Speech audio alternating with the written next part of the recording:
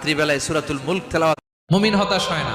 বিশ্বনবী বললেন, যে ব্যক্তি রাত্রিবেলায় সূরাতুল মুলক তেলাওয়াত করবে তার কবরের আযাব হবে না। কবরে প্রথম প্রশ্ন করা হবে, মার রব্বুক, তোমার রবের নাম কি? আমাদের রব কে? ওমা দীনুক, তোমার ধর্মের নাম কি? আমাদের ধর্মের নাম কি? বিশ্বনবীর চেহারা দেখিয়ে বলা হবে, এই লোকটাকে তুমি চিনো কিনা? আমরা বলবো, চিনি, আমাদের প্রাণের নবী। তিনটা প্রশ্নের উত্তর করতে পারলে এডিশনাল আরেকটা প্রশ্ন, ওমা ইলমুক। এই তিনটা প্রশ্নের উত্তর জানলা কেমনে? নকল করছো নাকি? আপনাকে বলতে হবে, আমি কোরআন থেকে শিখেছি, আমি হাদিস থেকে জেনেছি। চিল্লায় বলেন ঠিক কিনা? তখন ফেরেশতারা বলবে, আহলান ওয়া সাহলান, কংগ্রাচুলেশন, তুমি উত্তর করতে পেরেছো। আপনার কবরটারে 70 হাত লম্বা বানিয়ে দেয়া হবে। ইফতাহু লাহু বাবুন ইলাল জান্নাহ, জান্নাতের দিকে দরজা করে দেয়া হবে। ইউলবাসু মিন লিবাসিল জান্নাহ, জান্নাতের পোশাক পরিয়ে দেয়া হবে।